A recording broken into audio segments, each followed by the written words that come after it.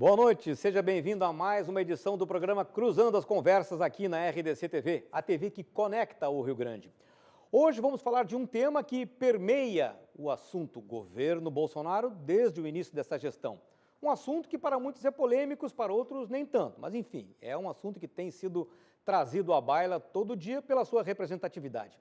Nós estamos falando da presença dos militares no governo Jair Bolsonaro. A quantidade de oficiais de alto escalão em postos-chave do governo é mesmo motivo para preocupação? Há algum significado nisso?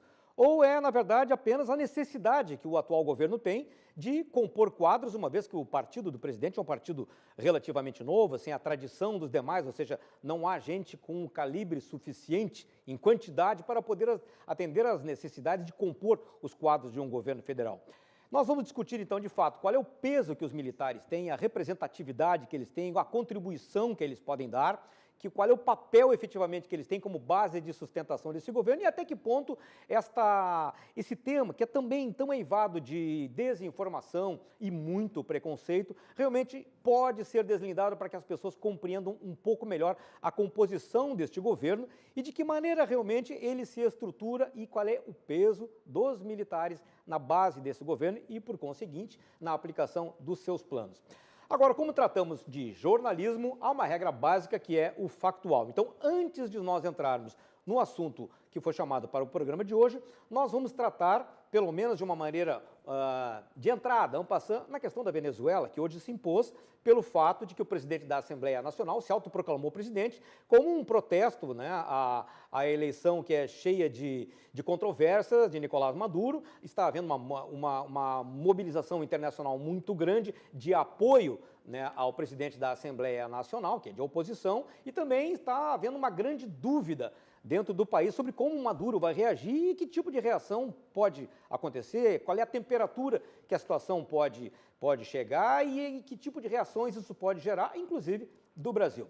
Enfim, para tratar desse tema e da chamada principal do nosso programa, recebemos hoje aqui no nosso estúdio os convidados Marco Dang Pinheiro, que é o presidente da Liga de Defesa Nacional do Rio Grande do Sul, coronel da Reserva do Exército, o cientista político Marcos Rocha e o escritor e cronista Percival Pugina. Agradeço muito a participação de todos aqui e lembro que você deve participar do programa também. Você pode participar com as suas sugestões, suas críticas, suas perguntas, contribuindo através do facebook.com/rdcdigital.com e também pelo WhatsApp, pelo número que está aí na sua tela, que é o 99815-9990.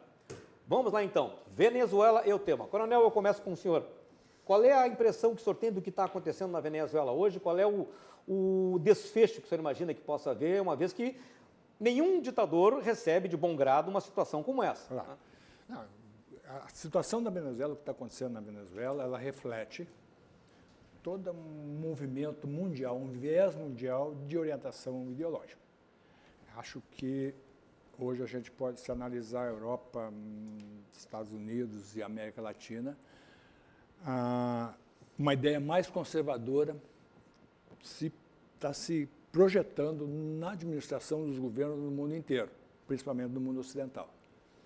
E a situação da Venezuela é um enclave nisso aí, porque é um governo de orientação socialista e que ficou anacrônico nesse cenário. Ficou fora do contexto. O movimento ele iria acontecer num momento ou no outro. Se vai ter sucesso, isso que está acontecendo agora lá, é outra coisa.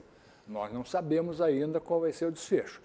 Acredito que o Maduro, o ditador Maduro, ainda tem muita força, principalmente porque ele conta com o apoio das Forças Armadas. Manifesta, o ministro da Defesa disse já que manifestou as Forças Armadas hoje, estão cerradas com ele. E isto é um fator preponderante. Isso pode definir o resultado disso. A gente não sabe, porque já houve outros movimentos de rua na Venezuela e que não tiveram sucesso. Esse, aparentemente, ele é muito mais forte, até porque a situação da Venezuela se agrava e é crítica. E há um apoio internacional declarado e forte de grandes potências. Tem um apoio muito forte, mas ditador não dá muita não dá muita bola para isso. Não liga muito para isso. A questão internacional não me parece que seja de tanto peso para ele, não. A questão mais interna dos movimentos de rua e a questão institucional da Venezuela. Pelo amor de Deus, as pessoas estão passando fome. A Venezuela está numa situação absolutamente crítica, uma situação social crítica. Então, há possibilidade de evoluir para que se afaste o ditador Maduro e eles consigam constituir um governo de transição que leve a Venezuela a uma normalidade de governo, de institucional. Isso é possível que aconteça, mas não é, com absoluta certeza, não é garantido que isso mais cedo ou mais tarde vai acontecer. Talvez com muito sangue derramado. A visão de um cientista político que conhece naturalmente esses movimentos na América Latina, que já teve o seu momento de maior preponderância de governos mais à esquerda, a gente já vive hoje uma situação um pouco diferenciada, né? Existe esse chamado Clube de Lima, aí, que congrega aí 11 países, né, inclusive o Brasil, que estão cerrando aí com o presidente da Assembleia Nacional aí contra Maduro. A impressão que tu tens é de que isso já configura um isolamento da Venezuela aqui no continente? A Venezuela está isolada no continente já há algum tempo, né? Trata-se de um regime que, na prática, perdeu a sustentação na medida em que o preço do petróleo internacional caiu muito, se esgotou o ciclo de commodities que sustentava o chavismo, né? Uma economia que não conseguiu fazer a transição da dependência do petróleo para uma outra coisa. Foi um país riquíssimo, mas que não conseguiu desenvolver uma indústria autônoma, por exemplo. Acho que o desafio da Venezuela hoje é que as elites que estão lá, inclusive a militar, que está altamente, que dá sustentação para o governo e que dá sustentação para o governo porque tem benefícios com isso, consiga de alguma forma uma parte dessa elite militar com uma parte da classe média que ainda tem lá, consigam promover um pacto que dê uma saída não sangrenta para isso. Mas é provável que acabe sendo, se prevalecer, se Maduro permanecer com esse apoio ainda mais intenso dos militares, a tendência é de que haja um aperto maior, então. Né? Para um país que já está desgastado, já tensionado ao extremo, só Deus sabe onde isso vai parar, né? Mas até chegar ao último cara na sala, o último homem de pé no governo, acho que ainda um bom tempo até que se torne tão insustentável a situação nas ruas a ponto de que os militares e algumas elites façam o cálculo, olha, por mais que esse regime nos dê muitos benefícios, vale mais a pena a gente abrir mão de benefícios porque logo adiante o caldo vai entornar. Pelo conhecimento que tem, Spudina, já há tanto tempo, né, acompanhando essa dinâmica de esquerda e direita na América do Sul, todas essas inconstâncias nesse continente, o teu olhar fecha com a colocação do professor aqui? Olhando com os olhos e com os cabelos brancos e a careca... Que denotam toda a experiência que há nesse corpo? Eu penso assim, a Venezuela, o chavismo, a rigor, se beneficiou de uma circunstância muito peculiar que proporcionou ao Chaves, ao governo Chaves, condições de criar o tal chavismo e o bolivarianismo, que depois transferiu poder para o Maduro, que foi a alta do preço do petróleo no mercado internacional num determinado momento específico. Chaves pegou o governo da Venezuela com o petróleo a 8 a 10 dólares o barril. Chegou a 100 dólares o barril. Pode-se imaginar num país que tem no petróleo a sua principal fonte de renda, o que isso representou. Então, isso deu um grande prestígio, porque realmente naquele período e naquele momento houve um desenvolvimento social significativo. A sociedade sentiu ganhos decorrentes do chavismo. Se não tivesse enveredado para uma vertente socialista para o país, possivelmente, bem aproveitado naquele momento, a Venezuela teria dado um salto em vez de produzir uma bolha. Só que, a exemplo do que aconteceu no Brasil, a Venezuela usou a sua capacidade de fazer gestão pública e de fazer governo socialista, ao limite daquela receita que era permitida pelo petróleo de 100 dólares. Quando o preço do petróleo caiu, o senhor e a senhora imaginem um desastre. E aí o regime afundou junto.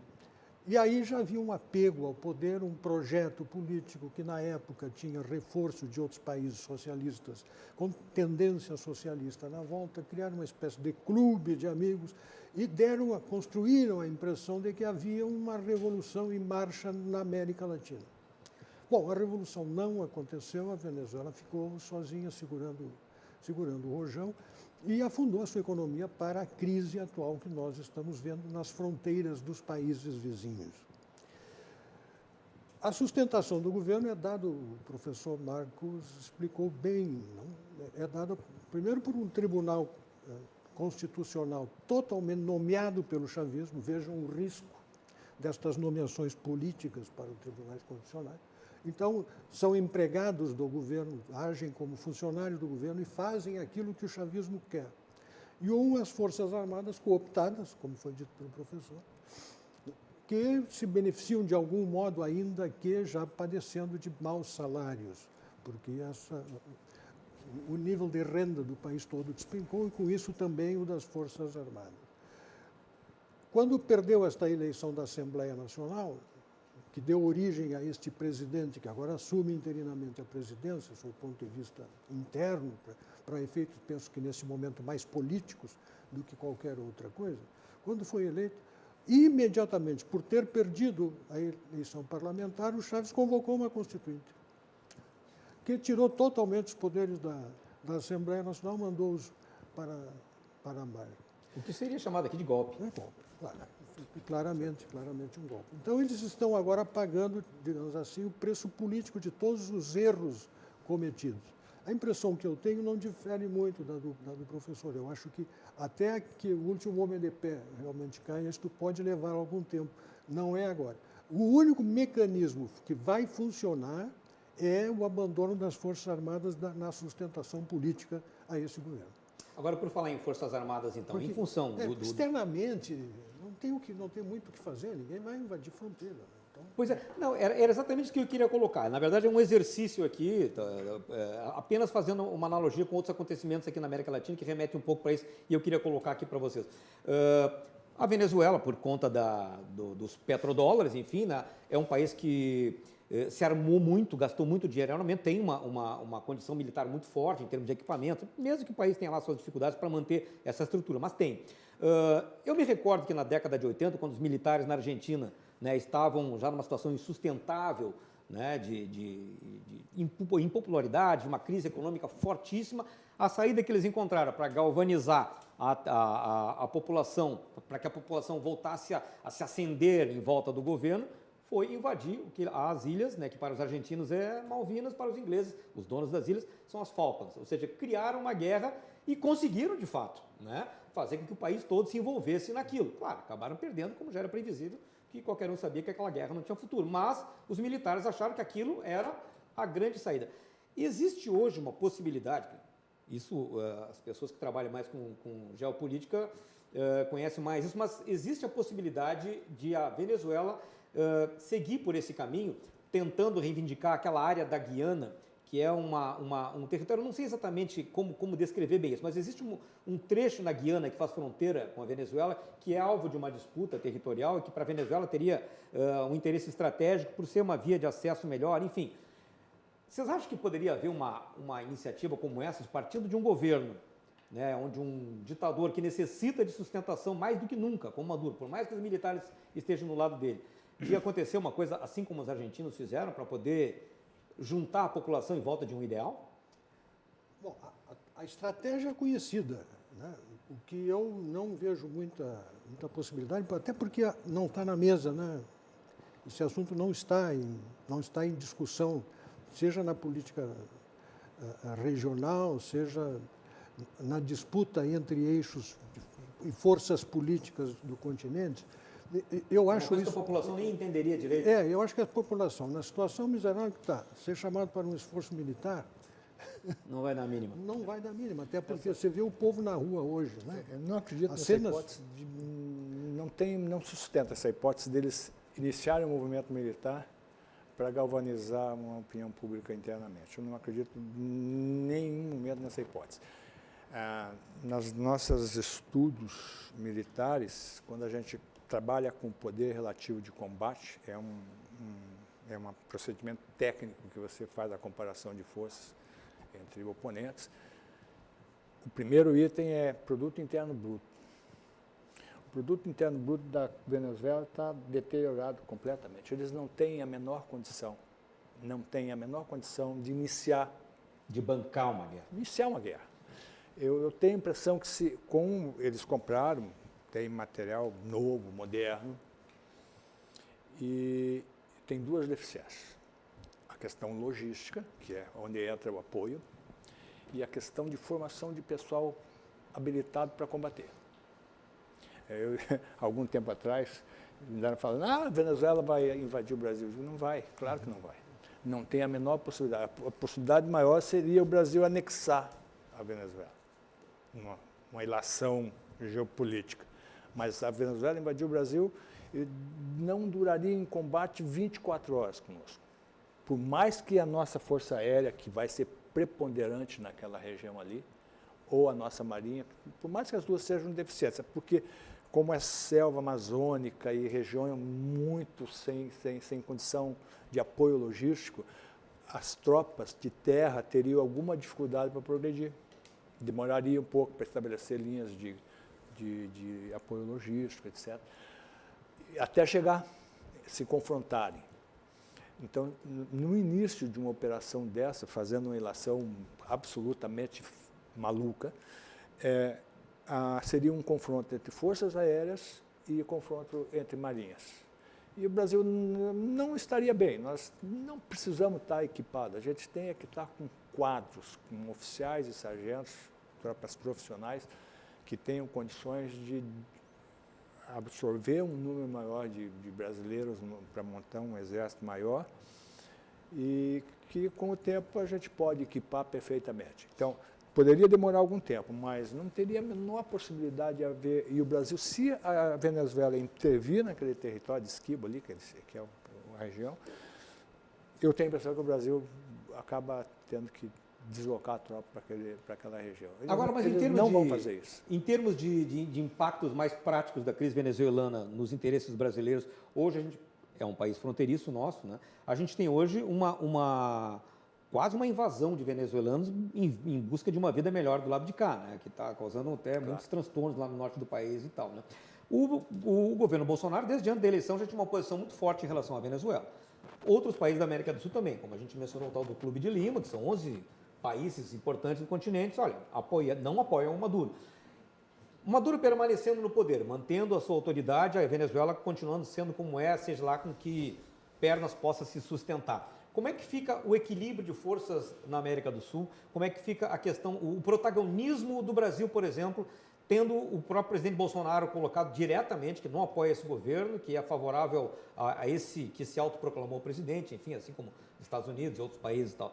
O que isso muda no equilíbrio geopolítico na América do Sul? Eu não sei se altera algo em termos de equilíbrio geopolítico, mas a Venezuela ela acaba servindo como papel interno no Brasil, como um inimigo externo para o Bolsonaro, por exemplo. Assim como talvez o Maduro não precise iniciar uma guerra para ter um inimigo externo, que é hoje os Estados Unidos e um pouco talvez o Brasil, né? Mobilizar um pouco a população no sentido de que, olha, temos um inimigo, então precisamos estar unidos. Vai ficar no campo da bravata. Fica no campo da bravata, né? O imperialismo, alguma coisa do gênero assim. Então, sem ter uma perspectiva de conflito direto com os Estados Unidos, por exemplo. E que me parece que o Bolsonaro acaba mobilizando muito mais em termos discursivos essas ameaças contra a Venezuela do que em termos de ameaça real. Né? Tanto que hoje o próprio vice-presidente Mourão, que é um cara menos afeito até pela sua origem militar a uma verborragia assim, mais criativa, disse que, bom, o Brasil não participa de intervenções, né, com todas as letras. Foi taxativo. Isso tem a ver com a tradição das nossas Forças Armadas, até certo ponto, da nossa política externa. Então, não acredito que o equilíbrio geopolítico se altere tanto. Eventualmente, claro, um certo momento, na Onda Rosa, quando tinha todos os países de esquerda, eles podiam participar conjuntamente dos fóruns internacionais, me parece que a própria Venezuela já não tem participado. Então, não é hoje um aliado que pudesse colocar peso, por exemplo, numa demanda do Brasil nas organizações internacionais. Enfim, vamos esperar as próximas horas agora para ver como o Maduro efetivamente vai demonstrar a reação. Você queria fazer alguma colocação ainda? Eu fiquei pensando um pouco sobre um giro que certamente vai acabar ocorrendo nas nossas relações do Brasil com os países do Cone Sul, né, da América do Sul. Porque houve um giro durante o governo Lula, o Brasil se virou para o oeste, não? E procurou estreitar relações com vistas a um projeto político continental, Foro de São Paulo, etc. e tal. Não funcionou bem e para a economia brasileira funcionou muito mal. O Brasil teve perdas nestas relações. Perdeu para a Bolívia, perdeu para o Uruguai, perdeu para a Argentina, perdeu em financiamentos que foram concedidos em péssimas e precárias condições, que nós estamos examinando agora. Então, este desejo de estabelecer uma certa supremacia regional, não compreendo como sendo parte do projeto do governo Bolsonaro. Eu vejo o governo Bolsonaro muito mais voltado para o Brasil mesmo e para a sua abertura para o mundo e o campo dos negócios, né, do que para uma geopolítica brasileira que tenha interesses de projeção de internacional. de projeção política internacional. Acho que não está no horizonte, não apareceu isso em Davos. Até porque, convenhamos, né, diante da nossa situação, acho que é o mais sensato a fazer, né? Cuida da tua casa, né? Se a gente não colocar essa casa em ordem do jeito que está e ter que se preocupar com projeção internacional, não que isso não seja importante, mas tudo a seu tempo, né? Mas então, já que viemos então de volta ao debate interno, vamos então retomar o nosso tema central, né, que é a participação dos militares no governo Jair Bolsonaro. A gente tem aí uma quantidade muito grande, a gente sabe, obviamente, que o partido, né, do presidente, que é o núcleo, digamos assim, do governo, os apoios também são de partidos menores, enfim, é um partido novo, que não tem quadros, enfim, e o presidente acabou tendo que buscar outros apoios, né? E como eu já vinha dizendo, não há nenhuma surpresa nesse número de militares, porque também essa era uma colocação feita na campanha enfaticamente por ele, né? Que ele ia chamar os militares para ajudar o governo e tal, e de fato chamou. Hoje são 7 ministros e dezenas de militares de alta patente no segundo e terceiro escalão, integrando conselhos e presidências de estatais, enfim, né? Mas o que representa, então? Vamos discutir exatamente isso. Há quem diga, né, ecos do período da redemocratização, não, militares representam quartelada, militares representam repressão, militares representam linha dura, aquela coisa toda, né? Enfim, isso faz parte do processo, né, de uma nação ainda em reconstrução, por incrível que pareça, né, desde o início da chamada redemocratização. E os militares estão aí e parece que há um certo frisson, né, de que seria uma interferência exagerada, desmedida, indesejável até, porque ainda existe esse preconceito, a gente pode dizer, de que os militares são um segmento que deve ser visto com cautela. Ainda no Brasil ainda existe isso, né? E eu vou começar então perguntando exatamente para um militar, um coronel da reserva, que hoje preside a Liga de Defesa Nacional, qual é o sentimento que o senhor tem em relação a isso, né? Não exatamente sobre a presença dos militares ainda, mas sobre esse sentimento que a sociedade brasileira tem. O senhor sente como isso ainda é muito cristalizado no seio da sociedade brasileira, essa prevenção contra o militar? Foi muito mais. Hoje há uma mudança de postura dos brasileiros em relação às suas Forças Armadas. Eu venho há muito tempo afirmando que os brasileiros não conhecem a sua Força Armada. E continua verdadeira essa afirmação. Os brasileiros não conhecem a sua Força Armada. Quem somos nós, como nós somos formados, com que objetivo a nação investe em nós, como é que isso é montado, como é que nós somos preparados dentro da academia, das 3 escolas militares, tanto da Força Aérea, quanto da Escola Naval da Marinha, quanto na Academia Militar das Agulhas Negras. Qual é o foco, o trabalho que se faz ali dentro, em cima dos oficiais e também nas nossas escolas de sargentos? E eu costumo dizer assim, os militares brasileiros têm um foco, chama-se Brasil. E isso define muita coisa. Eu costumo contar uma história. O Brasil tem algumas datas importantes. A chegada da família real, a independência, a república e o dia 26 de junho de 99, E eu não vou perguntar aos senhores aqui, porque eu tenho certeza que muita gente não sabe o que é esse dia. Esse foi o dia que o senhor Fernando Henrique Cardoso, presidente do Brasil na época, assinou o decreto de criação do Ministério da Defesa. E naquele dia, naquele momento, neste ato, afastou 4 oficiais generais do mais alto poder da nação, do Ministério do Poder Executivo, da estrutura do Poder Executivo.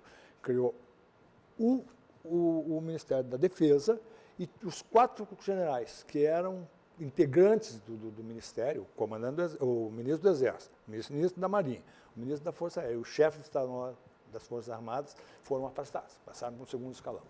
A pergunta que eu fiz ao longo desses tantos anos que passaram, eu digo assim, isto foi bom 2 décadas. ou foi ruim para o Brasil? Para a democracia brasileira, para o Estado brasileiro. Eu falo da democracia brasileira, para o Estado brasileiro. Isso foi bom ou foi ruim? É uma pergunta que eu até hoje não tenho a resposta concreta. Eu perguntei isso muito no meio militar, mas perguntei também para muitos professores de história e para muitos cientistas políticos. E, invariavelmente, as respostas não foram consistentes, nós não sabemos. Porque muito que a gente não conhece o que são as nossas Forças Armadas e qual é a intenção dos militares em relação ao Brasil. Os brasileiros não sabem disso. Mas também, principalmente, porque houve uma voz contra as Forças Armadas a partir do regime militar. Foi uma propaganda bem montada. Eu não critico isso, eu acho que a esquerda fez o que tinha que fazer. E fez bem feito. O erro foi nosso, dos militares. O senhor concorda comigo, professor? Nós erramos em algumas coisas, seriamente, politicamente falando. E isso afastou as Forças Armadas da população, nos separou. Os militares fizeram uma coisa que foi difícil, mas os militares fizeram o que tinham que fazer. Se encolheram para dentro dos quartéis e mantivemos o nosso trabalho. Fizemos o nosso trabalho dentro dos quartéis. Eu fui instrutor em 84, 85, 86 de uma escola do Exército que você frequentou, que foi o Centro de Preparação de Oficiais da Reserva do Exército Brasileiro. Eu fui instrutor da academia, comandei a unidade do Exército, fiz um monte de coisa pelo Exército. Acho que trabalhei bem. Tenho orgulho de dizer que trabalhei bem na Força.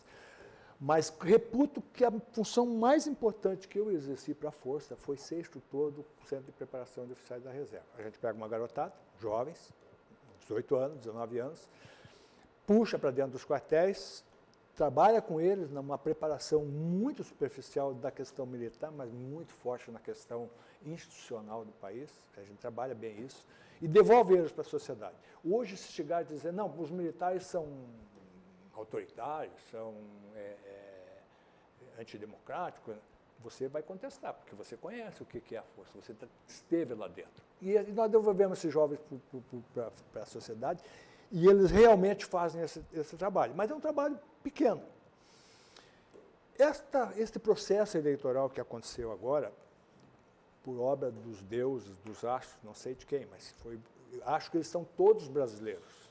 Esse processo eleitoral, ele teve uma conjugação de fatores que levou a essa solução. Bolsonaro, que não é do senhor Jair Bolsonaro, é uma equipe que, na minha concepção hoje, foi a melhor coisa que aconteceu para o Brasil nos últimos tempos. E a presença dos militares no governo Bolsonaro é decisiva, é importante e é extremamente positiva. Eu imagino que vocês tenham visto a declaração de todos os oficiais generais que participaram e coronéis que estão participando do governo, a consistência do conhecimento, da postura, das ideias que eles têm sobre o Brasil. Todos eles. É minha geração, conheço todos. Alguns são amigos meus, o Mourão é amigo, o Heleno é meu amigo, o Santos Cruz é um parceiro de longa data, gente que eu conheço de dentro de casa, amigos. E gente de primeiríssima linha. A contribuição será, com certeza, positiva. A presença dos militares no governo me parece que elimina a possibilidade de erro do governo, de haver um erro, um fracasso, uma coisa assim. Eu queria transferir essa questão para o Marco, que é cientista político, lembrando de um dado que sempre vem à tona quando se trata disso. Aquelas pesquisas de confiabilidade que se faz com a população sobre as instituições, historicamente, né, independente do período histórico, né, colocam as Forças Armadas invariavelmente no topo. Depois, na sequência, vem instituições que hoje já perderam esse galardão. Os Correios era uma instituição que estava sempre no topo, hoje está lá no fim da lista. por razões que a gente sabe, enfim, né? Mas as Forças Armadas, apesar de tudo, sempre tiveram um bom conceito na população.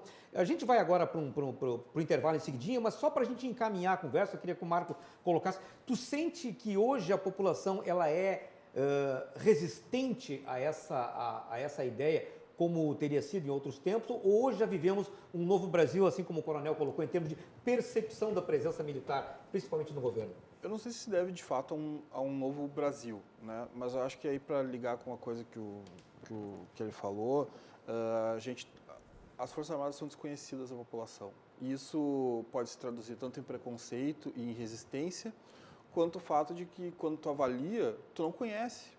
O que tu conhece do governo? Tu conhece o Poder Executivo, tu conhece os escândalos do Poder Legislativo, alguma coisa sobre supersalários, alguma vez que tu precisou do Poder Judiciário e não foi atendido, mas quando que as pessoas usam o serviço do Exército? Por mais que o Exército, eventualmente, seja usado para levar alguns serviços, por exemplo, em áreas afastadas da Amazônia, tenha sido usado para construir estradas em alguns lugares, algumas obras públicas, a grande maioria da população nunca precisa do Exército, não precisa lidar com o Exército. Os meninos, eventualmente, têm que ir lá, né? Fazer o serviço militar. Fazer o serviço militar obrigatório, pelo menos ir lá jurar a bandeira quando é dispensado. Então, isso acaba traduzindo, bom, eu não tenho informação nenhuma para julgar. As pessoas vêm e dizem... E, obviamente, existe, claro, uma visão do serviço militar no Brasil, né? Militares, juízes, né? Na formação do país, tradicionalmente configurava uma elite e uma forma, inclusive, das pessoas ascenderem socialmente, né? E um organismo tem uma característica que é, assim, meritocrática, né? Então, muitas pessoas entraram no Exército, na escola de oficiais e puderam, sim, galgar altos postos, por mais que tenham vindo, por exemplo, de uma escola pública. Então, essa tem uma imagem de atitude correta, educada, enfim, mas também a população não tem, de fato, como avaliar a qualidade do serviço do Exército, porque, inclusive, falta informação. Como é que eu avalio a política de defesa? Né? Como é que eu avalio o livro branco de defesa ou algo do gênero? O custo dessa informação é muito alto para a sociedade civil e só muito recentemente se começou a estudar isso nas universidades. Então, essa preconceito ou falta de conhecimento, ela também interessa para o Exército em algum momento, né? O Exército não quer discutir, as Forças Armadas em geral não querem discutir com a sociedade civil a mudança na doutrina. Elas resistem a isso, por exemplo. Então, tem um trade-off pelo fato de ser desconhecido. Ajuda a ser bem avaliado, porque as pessoas não conseguem julgar, não têm conhecimento para julgar as questões técnicas e também, eventualmente, tem preconceito, né? Não conhecem. Então, vamos avançar um pouco mais nisso para ver se a gente consegue deslindar o que gera esse afastamento e qual é o tamanho desse afastamento, desse desconhecimento da sociedade sobre as Forças Armadas e o papel dos militares, tanto no seu trabalho, quanto agora, principalmente, integrando o governo de forma tão intensa. A gente vai para um intervalo rapidinho e nós já voltamos, hein? Não saia daí. Até lá!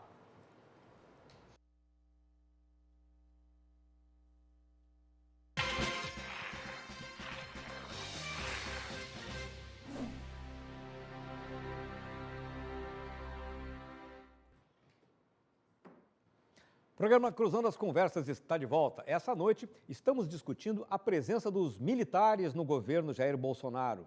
Até que ponto essa presença tão intensa de generais, brigadeiros, almirantes em vários escalões do governo, ocupando inclusive 7 ministérios, representa algum tipo de prevenção? Há que se preocupar com isso ou o contrário?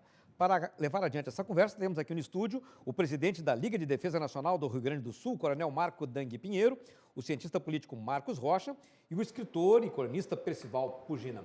No final do último bloco, nós conversávamos, e é uma colocação do Marco, né, o nosso cientista político, de que houve ao longo desse tempo, dos últimos tempos, um afastamento ou aumentou o afastamento da sociedade das Forças Armadas, ou seja, existe um desconhecimento, um certo distanciamento, a ponto de as pessoas não entenderem perfeitamente tanto o funcionamento das Forças Armadas quanto o papel que ela tem, né, da sua representação na sociedade. Um assunto que se torna mais crucial ainda nesse momento em que ela voltou a ter um protagonismo importante no governo. Eu coloco então agora para o Percival. Esse distanciamento, ele é fruto de quê? A gente tem agora, por exemplo, essa eleição que foi digamos, um divisor de águas na política brasileira por ser uma mudança muito forte em relação aos últimos períodos, em que a gente tem um presidente egresso das Forças Armadas, embora tenha mais tempo de vida parlamentar do que de militar, mas enfim, mas é um militar da reserva, um vice-presidente general, tantos generais, brigadeiros, almirantes ocupando ministérios e tal. Isso é um eco de que talvez as pessoas não estejam assim tão distantes do que representam as Forças Armadas, ou elas apenas têm aquela ideia de que Forças Armadas remetem sempre àquela coisa da ética, do respeito, da responsabilidade, do trabalho? Qual é a sua visão sobre isso? Ricardo, o Coronel Marcos, o professor Marcos, nossos telespectadores, o Brasil mudou. O fato é esse. Quem fala neste assunto, vai me desculpar, mas é a imprensa. Eu não vejo, ninguém me para na rua para me dizer, pô, o governo está cheio de militar. Essa é uma posição que vem sendo assumida por setores da mídia, por isso que eu acho muito bom que tu tenhas levantado este assunto, porque há setores da mídia que hoje, nestes dias que estão correndo, são a oposição brasileira. Se prestarmos atenção, nós vamos ver que os partidos de oposição estão, como dizem os italianos, boca chiusa. Tá? Não estão falando, praticamente não. Quem fala todo dia, toda hora, a Rede Globo Televisão, a Folha de São Paulo, e notas nos outros veículos, etc., mas sempre procurando, catando uma mosca, depois de... Já pensaram uma carcaça de animal grande numa savana da África e um mosquedo que chega? O setor da imprensa, que comeram todas aquelas moscas durante 20 anos, agora estão catando mosquito para fazer denúncia. Qualquer coisa serve para atacar o governo. Então, a sociedade não está com esta preocupação. A sociedade está pensando em outra coisa, está pensando no amanhã. E olhando para o amanhã, ela vê que o governo Bolsonaro, ele vem com um discurso, e venceu a eleição com um discurso que não ouvíamos no Brasil há 24 anos. Porque desde 1994 para cá, todo o debate político brasileiro se deu entre duas esquerdas. O presidente da República, que criou o Ministério da Defesa, era um homem de esquerda, que está reiteradamente visto e assumido nestes dias. O partido dele era um partido que nasceu, era a esquerda do MDB, o presidente Fernando Henrique Cardoso. Que Deus o conserve calado, que eu acho que ele faz mais bem ao Brasil, quando não fala do que quando fala. E depois a sequência dos governos Lula e Dilma. E eles debatiam com a mesma linguagem, com o mesmo vocabulário, com as mesmas teses, numa simples disputa de poder. O que aconteceu como consequência é que a sociedade brasileira, liberal e conservadora, estava ligada a dois adjetivos que durante todo esse período virou palavrão. Era insulto. Quando queriam insultar alguém, chamavam de conservador, liberal, neoliberal. Por quê? Porque estava fora do mundo da política brasileira. E os partidos que podiam expressar isso eram conveniente, astutamente e corruptamente cooptados por um dos dois blocos. Estavam no governo, então jogavam o mesmo jogo. Só que a sociedade cansou disso. E aí o Bolsonaro ganha a eleição com um discurso totalmente oposto, com um vocabulário diferente, às vezes tropeçando nas palavras, mas se fazendo tropeçando nas palavras e nos conceitos, mas se fazendo entender pelas pessoas que cansaram daquele modelo. Pegou a bandeira do Brasil, verde e amarelo, e nós vimos as ruas como ficaram. E isso mobilizou e houve um resgate do sentimento de Brasil, do patriotismo, do amor à pátria e mais. O brasileiro voltou a descobrir que esse é um país amável. Não é um país que tem vergonhas, que tem um passado nefasto, em que todo brasileiro nasce ou credor ou endividado, porque há dívidas históricas a serem resgatadas, esse sentimento de culpa que rasteja ao longo da história, ao longo dos anos. este discurso que impregnou o ouvido do brasileiro, o brasileiro disse, chega, vamos fazer o que der para fazer para salvar os miseráveis desse país que estão aí do jeito que estão, vamos recuperar essa economia, vamos reconstruir valores. E aí o Bolsonaro ganha a eleição e sabe quais são os partidos que tem no Brasil. E aí tu vai examinar a lista dos ministros do governo dele, tu vai ver que tem pouco partido político. Eu nunca vi, desde que me tenho por gente, um governo com tão pouco partido político, com tão pouco político de partido dentro. Tem técnicos competentes, tem uns poucos políticos e tem vários militares, que são técnicos nas suas áreas. O senhor prefere, a senhora, como cidadão brasileiro, prefere o modelo anterior, com aquela repartição do Estado, do governo, da administração entre partidos políticos, ou prefere um governo mais técnico, onde tem uma presença de militar que está longe de ser abusiva? Porque se nós listarmos todos, eu tenho uma lista aqui que bate em... São 7. Não, 26 aqui nesta folha, tem mais um pouco... No mais alto escalão são 7. Né? Ah, são 7. Não, mas se for contar, eu não quero abrir isso. Seriam algo em torno de 40 e poucos militares? 32. Não, minha no lista Ministério aqui são tem dos 22, são 7. Mas são os cargos disponíveis de nomeação do presidente da República são 24.600, sendo que a metade são funções gratificadas, metade são cargos de demissão automática. Ou seja, não é nenhum disparate este número aqui, eu até gostaria que tivesse um número maior ao longo desses 24 mil. Por uma questão muito simples, que o militar é um homem de Estado. A formação, coronel, o senhor falou muito bem, a formação do militar é uma formação de servir ao Estado. E eles estão aí para servir o Brasil, e é o que eles sabem fazer. E ordem dada é ordem cumprida. Então, para a tranquilidade do Bolsonaro, eu digo para a minha, para a sociedade brasileira, estou aqui absolutamente, não causa preocupação. Espanta pessoas que têm um fetiche de 1964. É um fetiche hoje no Brasil. As pessoas se agarram, há duas versões. Houve uma guerra de versões, não há a versão aparentemente majoritária é a que condena aquele período, mas há uma outra interpretação desses mesmos fatos. Que não adianta discutir, porque isso é a mesma coisa que discutir a ditadura várias, estamos falando de 50 anos atrás. Tá. Em 64 nós estávamos mais perto da Revolução de 30 do que hoje nós estamos de 64. Então não é uma discussão mais cabível, tem versões. É verdade. Ou como se diz na academia, interpretações diferentes. Agora, deixa eu tentar fazer uma colocação, ver se complementa o que o senhor está falando aqui. A impressão que eu tenho é que nesse tempo todo, e não vai aqui uma defesa incondicional da caserna, enfim, mas eu acho que é uma constatação. A impressão que eu tenho é que quando as pessoas falam negativamente das Forças Armadas, né, especialmente nesse período redemocratização, eu percebo realmente uma falta de conhecimento muito grande sobre o fazer daquela atividade. A impressão que me dá é que as pessoas não distinguem entre um sargento, que tem um tipo de formação, e um general.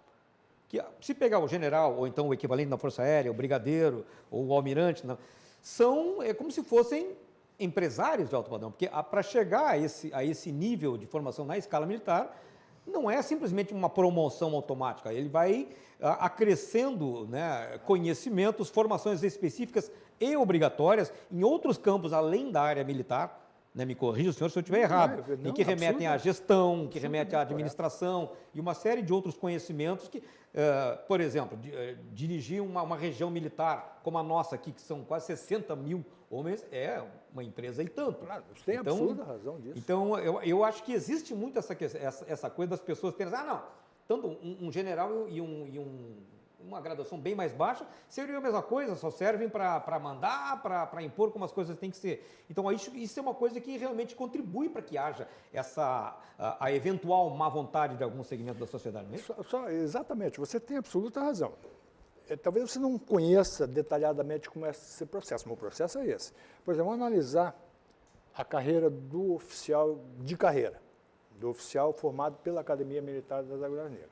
Nós temos oficiais médicos, que são médicos, são preparados na escola de saúde, tem oficiais engenheiros, tem uma série de carreiras, vamos dizer assim, divisões dentro da própria força que preparam oficiais para várias áreas específicas. Mas a carreira, oficial de carreira mesmo, é o da Academia Militar da Dragoa Negra, e principalmente, tem gente aí que vai ficar bravo comigo, mas principalmente das 3 armas centrais, que são infantaria, cavalaria e engenharia, e artilharia, do qual o Mourão é oriundo. E o presidente também. O presidente também é oriundo. E aí tem uma diferenciação.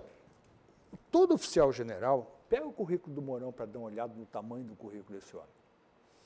É um currículo fantástico. Pega o currículo do Bolsonaro, não chega à metade do currículo do Mourão. O currículo do general Santos Cruz, o currículo do general Heleno. São currículos consistentes. Porque tem a força prepara bem isso. Tem a nossa formação de 3º grau, normal, depois tem um pós-graduação, que é a Escola de Preparação de Oficiais, eminentemente militar. E aí tem vários cursos que são doutorados, a exemplo da Escola de Comando do Estado-Maior do Exército. É um doutorado. E preparações neste nível, como a ESG, a Escola Superior de Guerra, prepara o curso de autoestudos militares, estratégia. Tem uma série de preparações que conduzem à formação de um oficial para ele ser promovido a general. Não se chega ao generalato com uma facilidade muito grande. A própria carreira vai estabelecendo o funil. E nós que conhecemos dentro das turmas quem é quem, a gente sabe, a gente olha, dentro da academia, esse aí vai sair general, esse vai sair general, a gente sabe. Pela competência, pelo desempenho escolar, pela dedicação, pelos padrões morais que a pessoa tem, éticos, a gente sabe. Não tem muita surpresa quem chega no final da carreira. Por exemplo, o comandante do Exército, meu grande amigo, o general Vilas Boas, que agora foi inativado. Desde cadete, e nós dois tivemos uma carreira muito próxima, apesar dele ser de infantaria e de cavalaria, nós sempre estivemos juntos em várias coisas. Se tivesse que votar entre sair o general, o coronel Dangui e o coronel Vilas Boas, eu ia votar nele. Ele sempre foi um oficial diferenciado, e não é tão cabeça de turma dele, mas era um oficial diferenciado. E esta preparação, o Exército e as outras forças co-irmãs são muito cuidadosas. A promoção ao oficial-general, realmente, a gente olha, não sai errado. Não tem erro na promoção ao oficial-general. Eu tenho alguns oficiais generais que, por questões pessoais, eu não gostaria que fosse, porque eu não gosto da cor do olho, do jeito, tivemos brigas, altercações, mas da competência deles, indiscutivelmente, não há o que se colocar em xeque. E aí, dentro da carreira no Exército, dentro da carreira de oficial-general, dentro do Exército, são 3 graduações. O general de brigada, o general de divisão e o general de Exército. Esta é uma guerra cruel, mas no bom sentido. A preparação deles, a exigência em cima deles é muito grande. E o Exército sabe disso e manda os oficiais para o exterior para se preparar, para fazer os cursos. Então, o oficial, quando chega a 4 estrelas, que são os nossos comandantes maiores, ele chega com muita preparação. Ele conhece o Brasil, conhece a relação internacional que o Brasil tem geopolítica, ele sabe, também conhece a América Latina, conhece as relações que o Brasil tem com o mundo. Eles chegam muito preparados. E são os oficiais que agora estão compondo o ministério do Bolsonaro. Tem deixa eu só terminar uma ideia aqui. Tem 2 grandes coisas que o Bolsonaro fez e o professor Pugina abordou levemente o assunto.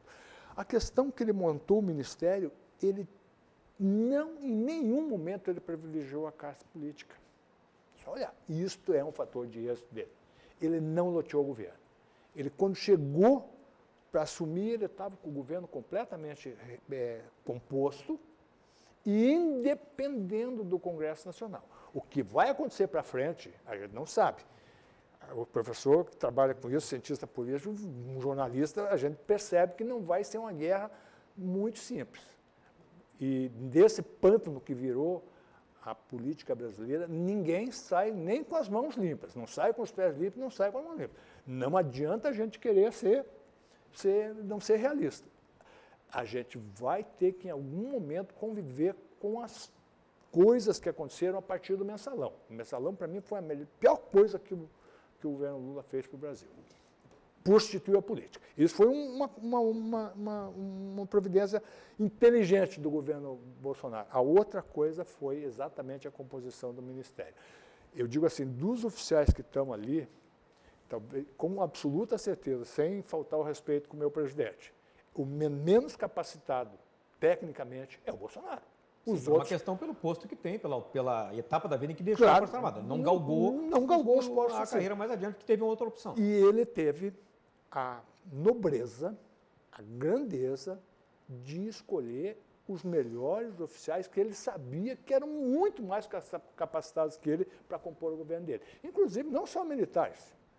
Haja visto a presença do Paulo Guedes, do Juiz Moro. São homens de uma dimensão gigantesca dentro do país. E ele puxou isso para o seu ministério. Esse ponto, para mim, eu tinha várias restrições ao Bolsonaro, até porque a gente teve algumas passagens aí na carreira.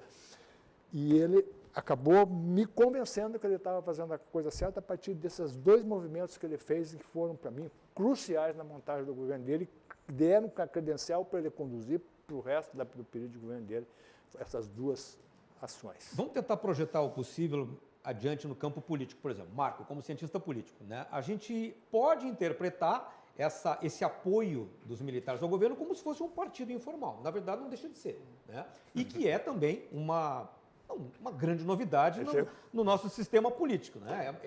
É uma coisa inusitada até. Né? Isso vai, obviamente, acabar gerando impactos no ambiente político tradicional, que nós acostumados a tudo isso que o coronel acabou de mencionar. Né? Como é que tu imaginas que deva ser a receptividade na hora que começarem os embates no Congresso do governo com essa sustentação, com a sustentação política que ainda, a política tradicional, né, ainda tão indefinida, fora esse apoio que ele tem por parte dos militares, como isso vai se manifestar no Congresso com tanta coisa sensível para ser discutida? Acho que o Congresso vai dobrar o governo Bolsonaro. Eu me lembro de participar de algum debate em algum momento, quer dizer, não, porque os generais vão falar duro com o Congresso. Não, as prerrogativas de mandato dos deputados e senadores estão lá para eles não precisarem se dobrar, porque alguém está gritando. É uma visão muito simplista. O militar vai entrar lá falando grosso e vai mudar tudo. Né? Essa questão do partido, eu acho que, na verdade, ela tem dois sentidos. Primeiro, que os militares podem ser vistos como um partido informal, que cerca o Bolsonaro, e aí quais são os outros? Os ligados ao Olavo de Carvalho, filósofo, os ligados à Igreja Universal, o pessoal liberal, o pessoal da Lava Jato e os políticos. Tá? De todos esses, não tem nenhuma dúvida de que os militares são os mais capacitados. Eu dizia aí para os amigos, os militares hoje são os únicos adultos na sala. São os únicos falando sério, aparentemente. Quando tem cara lá propondo que o Brasil tem que entrar numa aliança cristã com Estados Unidos e Rússia, e pessoas falando sobre cor, que meninos e meninas devem vestir, os militares têm sido muito mais pragmáticos. E isso tem entrado em choque, em muitos momentos, com o resto do governo. Entra em choque com o setor do governo que quer transferir a embaixada de Israel para Jerusalém, entra em choque. Não é à toa que o Mourão está se reunindo com os embaixadores sozinho, não está nem levando o ministro das Relações Exteriores. Então, tem uma forma de entender, seria isso. Os militares hoje são e o núcleo mais forte dos partidos que cercam o Bolsonaro. Do outro lado, eu acho que tem uma preocupação da força de não deixar que isso vire uma partidarização das Forças Armadas. E, nesse sentido, o general Vilas Boas foi enfático nas entrevistas que deu de que não gostaria que isso acontecesse. Não é à toa que ele vai voltar para ser assessor do GSI. Né? Com toda aquela dificuldade de saúde que ele tem. Inclusive para ser assessor de um sujeito que ele indicou para o Bolsonaro. Então, eu acho que ele se vê, pela posição que ele tem, como alguém capaz de estabelecer também esse limite, não só da partidarização da força, que eu acho que não interessa para o Exército, que é nem de burocratizar as Forças Armadas para ficar fazendo trabalho de ministério, nem de partidarizar para a gente ter partidos militares daqui a pouco. Né? Então, eu acho que esse o desafio do Exército hoje é não virar um partido. Né? É um partido, é um dos segmentos que está em volta do Bolsonaro, mas não pode deixar isso contaminar a tropa. Agora, é difícil, hein, Pugina, essa contaminação no ambiente. Eu vou usar uma expressão radical aqui, mas que muitos brasileiros, talvez a maioria, vá concordar. O ambiente fétido, que é o ambiente da política brasileira hoje, né, a gente é obrigado a usar essa expressão, mesmo que a gente esteja cometendo injustiça com alguns integrantes que não merecem, mas enfim, o conceito geral diante da população, principalmente, é esse.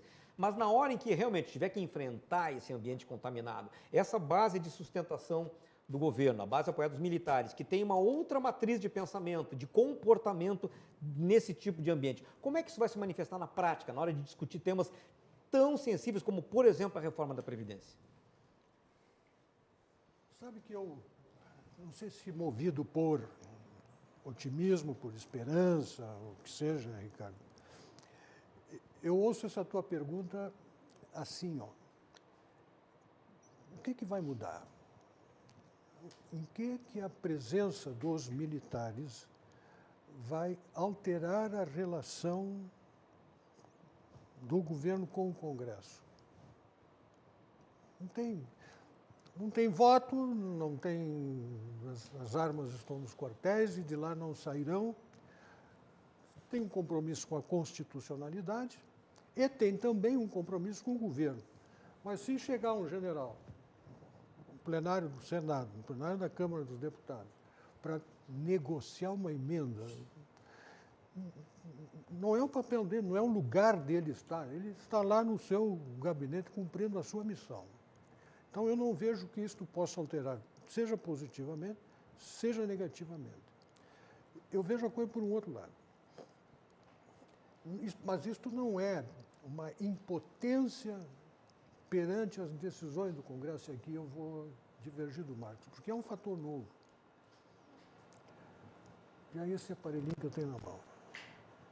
Isto aqui mudou toda a comunicação no Brasil, toda a comunicação social, toda a formação da opinião política, proporcionou esta virada do jogo. E o Brasil descobriu que existe um outro modo de ver as coisas e se descobriu majoritariamente um país conservador. A parcela dos liberais é 6%, 7% do eleitorado. Esses 7% têm responsabilidade de acordar os outros. Porque se não fizer as reformas que são apontadas principalmente pelos liberais, pelo ministro, é o barco todo com todos os embarcados que vai para um brejo. Não tem alternativa. Nós estamos vendo agora, eleição para a presidência do Senado Federal. Não tem nenhum general foi lá falar, olha, Renan, não. Mas o que está acontecendo é uma revolução de comunicação para cima dos senadores, para cima do MDB. Olha, o MDB não vai enxergar que eles tinham 66 deputados federais elegendo 34, que eles tinham 19 senadores e elegeram 12, que eles elegeram apenas 3 governadores, sendo um filho do Jader Barbalho e outro do Renan Calheiros. Que quadros, não? O PMDB não está vendo a sua própria realidade, não percebe que o Brasil foi para um lado e o partido vai ficar para o outro, porque o Renan Calheiros está de braço dado com o Haddad fazendo a campanha dele em Alagoas. É isso que o Brasil vai fazer, é isso que o Senado quer, é isso que o MDB quer. Se discute muito voto aberto, voto fechado. Para mim, a maior responsabilidade disso não é o modo de votação, embora passe a ser importante. O maior responsável pelo problema, Renan, chama-se MDB, e a bancada do MDB no Senado Federal. Bom, mas a sociedade está se mexendo e a coisa parece que já balançou o barco lá. Isso vai acontecer em outras pautas. Então, o Bolsonaro conta, e acho que deve contar, e a sociedade que o elegeu tem que cumprir também o seu papel de pressionar o legislativo, porque eles não são mais os senhores de suas próprias decisões, gozando de uma imunidade total perante a opinião pública, porque se não deu no jornal, não aconteceu. Não. As coisas estão acontecendo, estão chegando para a gente na hora. E determinam reações imediatas, às vezes até reações exageradas, enfim. Aquilo que o professor falou do protagonismo do Congresso Nacional. É uma questão em aberto, na minha opinião, contrariando, com todo o respeito à opinião dele, e acho que vai mudar também. A relação do governo, principalmente desse núcleo militar, com o Congresso Nacional. A movimentação, eu sempre tenho procurado observar as declarações do Bolsonaro desde que ele foi eleito a respeito dos políticos. Em nenhum momento, em nenhuma declaração dele, ele falou a respeito dos partidos políticos e muito menos do partido político que elegeu, que foi um instrumento de eleição dele, o PSL. O que eu estou querendo dizer? Vai haver uma relação com o Congresso Nacional do Executivo? Não tem como não haver. Mas não acredito que ele vá se tornar refém do Congresso Nacional.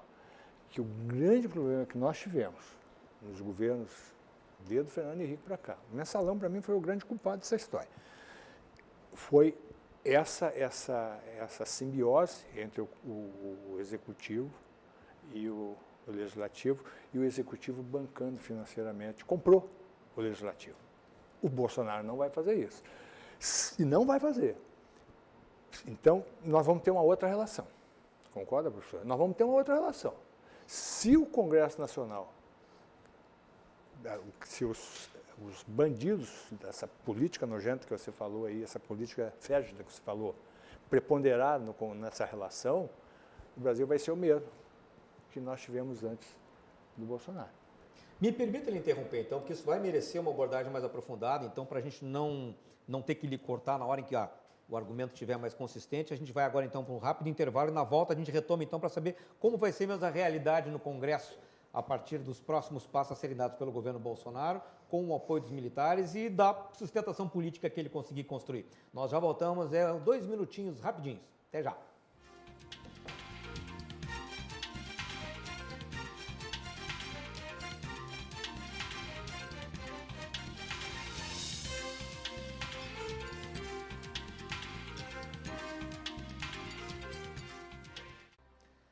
O programa Cruzando as Conversas está de volta. Essa noite estamos discutindo a participação dos militares no governo Jair Bolsonaro. No último bloco, estávamos colocando aqui como o governo Jair Bolsonaro, com esse apoio, com os outros apoios convencionais que puder absorver, vai enfrentar a tradicional política dentro do Congresso, com tantas questões sensíveis, dificílimas que tem pela frente, a reforma da Previdência e outras tantas. Enfim, vai exigir um esforço hercúleo do presidente, do novo governo, para poder realmente fazer as mudanças que se propõe. O professor Pugina, que é um dos nossos convidados aqui, eu, aliás, vou reapresentar os nossos convidados para atualizar quem está em casa e está começando a acompanhar a partir de agora. Estão conosco aqui o presidente da Liga de Defesa Nacional do Rio Grande do Sul, coronel Mark Dani Pinheiro, coronel da reserva, o cientista político Marcos Rocha e o escritor e cronista Percival Pugina. O Pugina havia colocado que a presença dos militares, ela tem, obviamente, um fator de orientação importante nesse governo, até pela falta de sustentação do próprio partido do presidente, que é um partido muito novo, inconsistente comparado com os tradicionais, né? Mas que, na verdade, as coisas seguirão tendo o ritmo que tem. Mas o coronel Deng colocou que as coisas começam a mudar e que vai ser necessária uma mudança. E eu queria que o senhor explicasse como o senhor acha que isso vai acontecer, a gente conhecendo a política como é. Porque o presidente, desde da campanha, ele vem dizendo, não vou fazer alianças espúrias, não vou vender cargo, não vou fazer aquela política nefasta do toma lá da cá, enfim. Não vai fazer tudo aquilo que a gente vê há décadas acontecendo, que é tão cristalizado na nossa cultura política aqui. Romper isso não é nada fácil. Não é nada fácil. E como é que o senhor acha que isso vai ser rompido para poder fazer um governo funcionar? A gente tem que voltar um pouco atrás para fazer essa análise. O próprio impeachment da presidente Dilma, ela traz um ensinamento. O que derrubou a Dilma? 3 fatores, para mim, foram decisivos.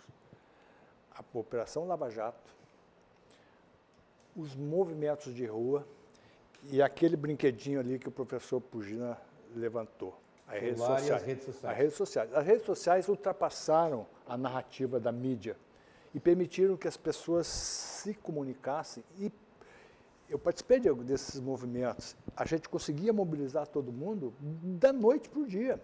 Em 24 horas a gente estava conversando com milhares de pessoas através das redes sociais. Então esses 3 fatores continuam hoje muito forte. Eles vão, principalmente as redes sociais, vão ser decisivas nisso. E a gente está vendo agora na eleição do Senado e da Câmara, as coisas já começam a mudar, as posições começam a mudar, e começam a mudar por quê? Não é porque houve pressão política do governo, não, porque as redes sociais começaram a se manifestar e dizendo o que queriam do Congresso Nacional. Eu vejo o movimento do Bolsonaro, do governo Bolsonaro, não do senhor Jair Bolsonaro, do governo Bolsonaro. O movimento foi ficar independente do Congresso Nacional e não declararam guerra, de jeito nenhum eles declararam guerra ao Congresso Nacional, não é isso. Mas como ele se valeu das bancadas para montar o seu governo, a bancada ruralista, a bancada religiosa, a bancada da bala e outras tantas bancadas que eles procuraram os apoios aí, eles vão procurar esse apoio dentro do Congresso e vão precisar. Não tem como fugir disso. Confirmando o que o professor fala, o Legislativo tem um poder gigantesco. E eles sabem lá dentro que tem esse poder, conhecem e sabem manobrar como poucas pessoas esse poder. E vão fazer valer as suas prerrogativas. Vai depender do governo Bolsonaro se colocar perante isso e ter uma preponderância, ou seja, ser superior em termos de repercussão popular, e vai ser isso que tem que acontecer. O governo tem que estar acima do Congresso Nacional, tem que fazer o Congresso Nacional não digo se submeter, mas aceitar de aprovar as medidas que o governo Bolsonaro precisa aprovar para o bem do Brasil. Então, esse jogo ele vai ter que acontecer.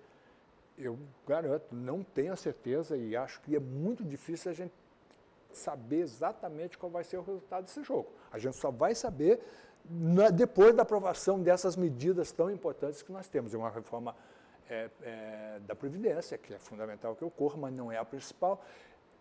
Em algum momento, o governo Bolsonaro vai chamar uma reforma política, porque precisa fazer uma reforma política. Em algum momento vai ocorrer isso. Uma reforma tributária é fundamental que ocorra no Brasil. Nós não podemos continuar pagando 40% de imposto sobre toda a atividade econômica do Brasil. Isso vai quebrar o Brasil, como já quebrou. A gente vai ter que diminuir essa carga tributária. Isso é uma reforma importante que vai acontecer.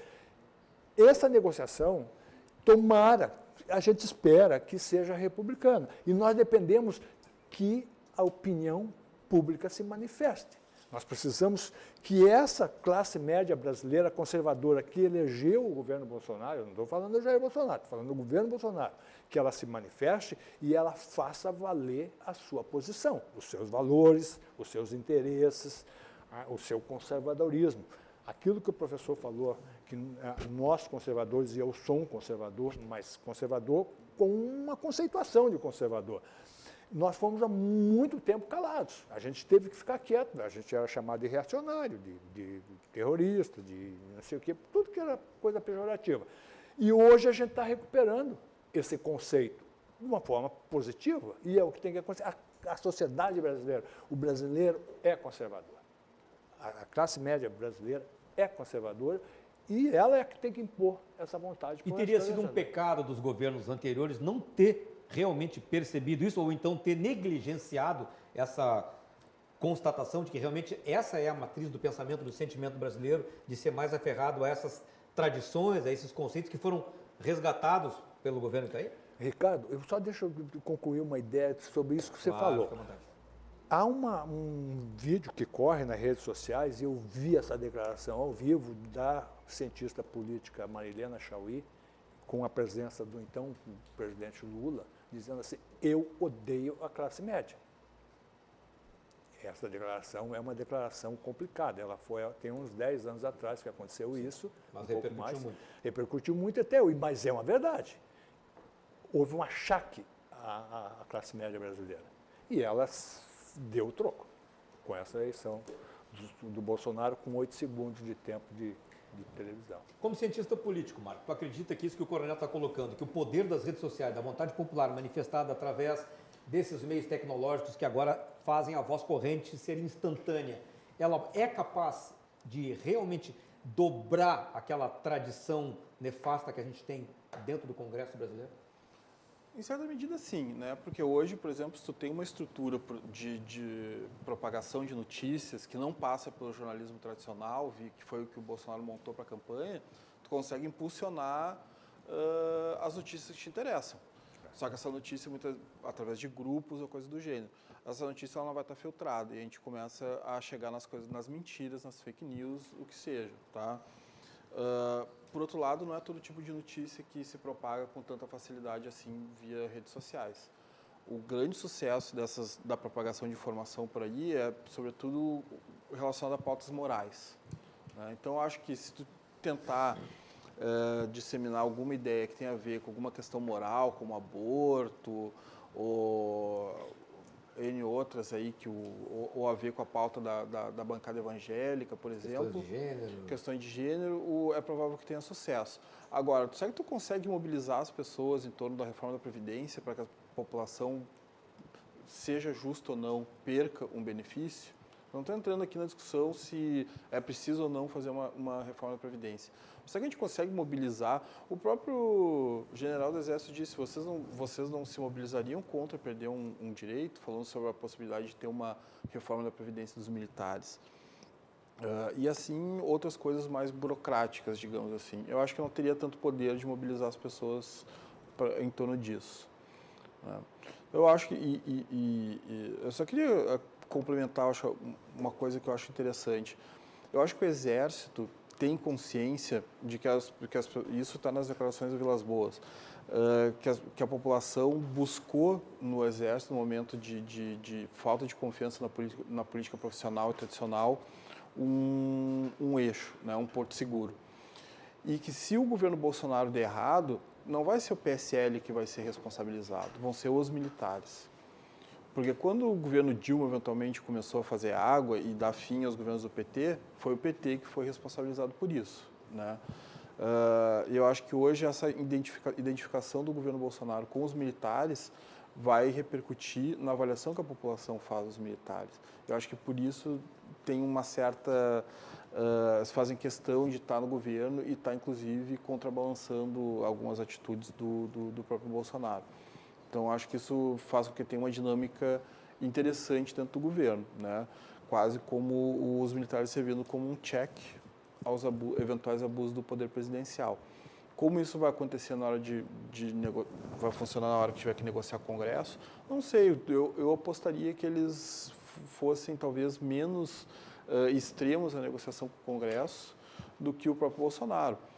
Dei o exemplo aqui, né? A maneira como o vice Mourão se comportou com a imprensa foi bem diferente do que o Bolsonaro se comportou. Então, acho que o Bolsonaro vai ter que negociar Congresso. E negociar Congresso não necessariamente é um ato de corrupção, um ato podre. Pagar por fora, vender medida provisória, vender lei para grupos de interesse especial, isso é crime. Agora, liberar uma emenda para um parlamentar para que ele vote numa medida do governo e essa emenda parlamentar vai virar uma política pública, não vai virar dinheiro no bolso de ninguém, isso é da democracia, isso não é exatamente um problema. Como é que tu acha que vai se dar essa dinâmica, Rugino, a partir do momento que começarem os trabalhos legislativos e que o jogo começar para valer? Quais são as cartas que o governo vai botar na mesa? Interessante essa observação que o Marcos fez sobre o envolvimento dos militares no governo e as consequências de um fracasso do governo, motivo pelo qual é preciso que os eleitores do Bolsonaro façam o maior esforço. Um dos muitos motivos para que os eleitores do Bolsonaro façam o maior esforço possível para que o governo seja bem-sucedido. A receita para que o governo seja bem-sucedido se chama reformas. O Brasil não pode continuar como está.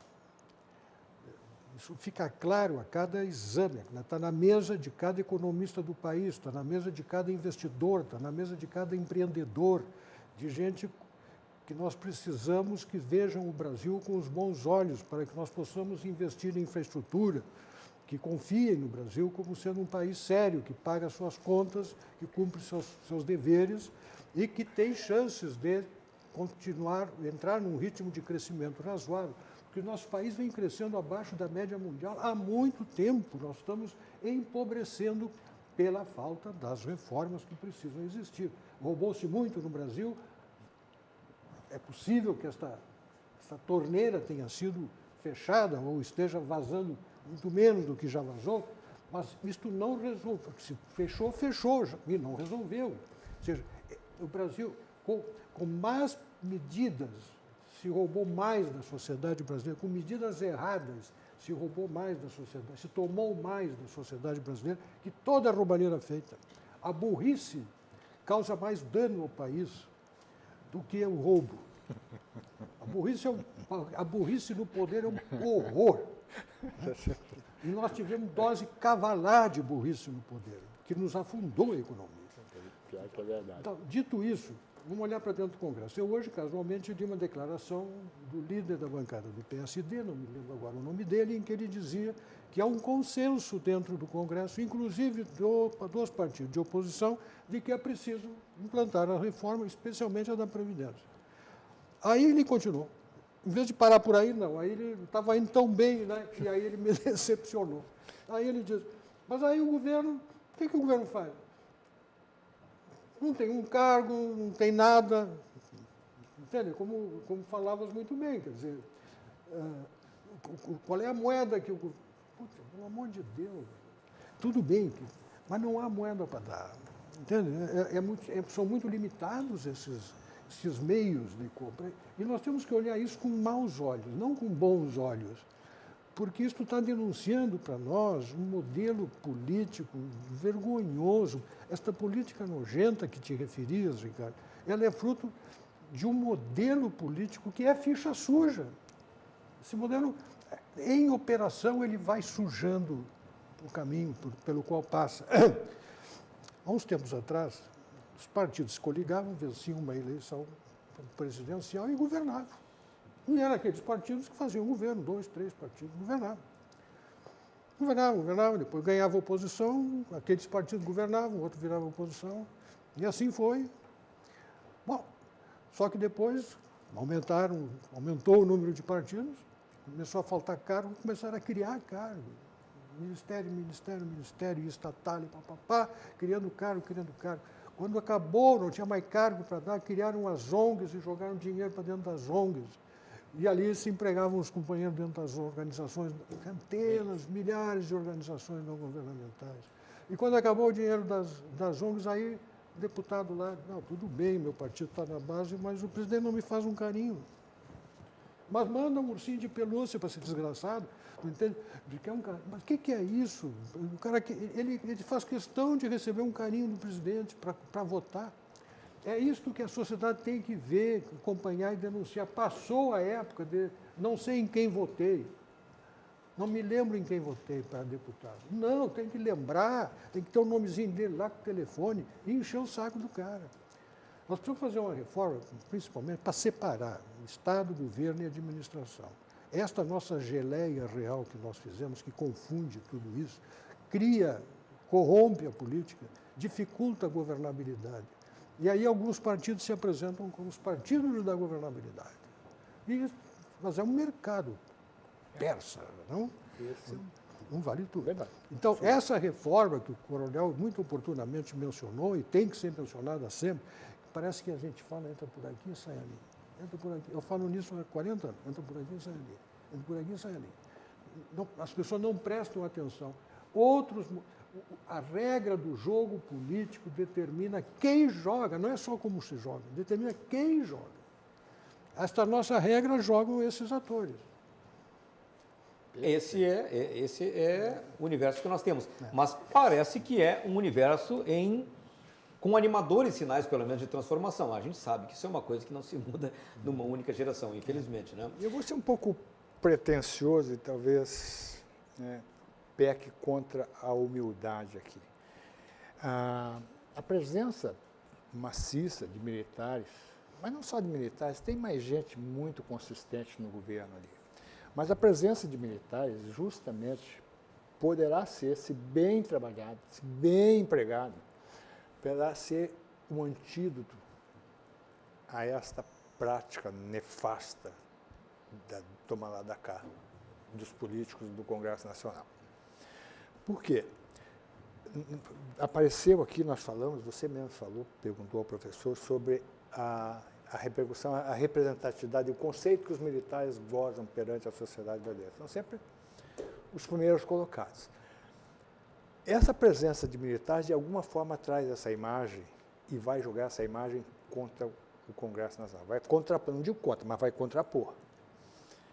E a sociedade está confiando muito nos militares. É uma faca de dois gumes? Indiscutivelmente é. E nós todos temos a preocupação, e é uma voz corrente entre nós, e foi dito isso em todas as letras pelo General Vilas Boas, quando ele esteve aqui antes de passar o governo, e dito pelo General Mioto, perante todos os oficiais generais, comandantes de Paraná, Rio Grande do Sul e Santa Catarina. Os senhores não deixem a política entrar para dentro dos quartéis. Isso é fundamental. A instituição militar é uma instituição da nação. Mais do que do Estado, é uma instituição da nação. Eu estou sendo pretensioso, claro que estou. Mas nós nos consideramos desta forma e para o bem do Brasil. E esta presença dos militares poderá ser um bom ponto de contraponto aos políticos, no sentido deles respeitarem essa posição que as Forças Armadas têm. Nós temos um problema de não deixar elas entrarem dentro dos quartéis, mas os militares em si, eles podem tomar essas posições e trazer esse peso perante o Congresso Nacional.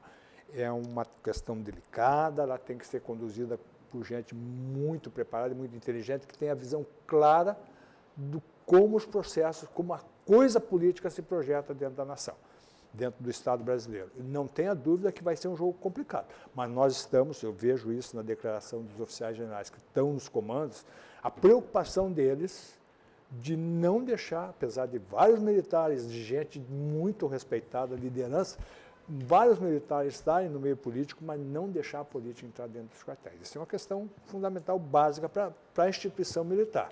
Mas eu não tenho dúvida que a presença, a grande resposta ao teu programa de hoje é assim, os militares, a presença dos militares no governo Bolsonaro é muito bom para o país. Ele traz uma respeitabilidade, traz uma força respeitável perante um quadro político muito deteriorado que nós temos no Brasil. E que essa força, então, temos que torcer, realmente se consolide, ajude esse governo a se consolidar, porque os desafios são gigantescos e esse país, talvez, mais do que nunca precisa, de que as transformações que tanto se necessita realmente aconteçam e a gente possa ter o país com a dignidade que nós todos queremos. Eu estou muito esperançoso. Deus te ouça. Nos ouça e ouça principalmente aos brasileiros todos, Eu agradeço muito a participação de vocês, e que tenho certeza que foi uma participação que contribuiu muito para que as pessoas em casa pudessem ter mais luzes para poder tratar desse assunto sem preconceitos, sem ideias concebidas de maneira equivocada a partir de falácias, enfim, Aquilo tudo que a gente sabe, mas eu tenho certeza realmente que hoje foi uma noite muito produtiva para muita gente que não conseguia ter uma visão mais clara desse contexto tão complicado. Então, mais uma vez, muito obrigado a vocês. Já estejam convidados a voltar aqui, porque o assunto não se esgota aqui, com certeza. Eu agradeço muito a sua participação, a sua audiência e convidamos você para estar aqui novamente amanhã, 10h30 da noite, ao vivo, aqui na RDC TV, para mais um Cruzando as Conversas. Boa noite, até amanhã.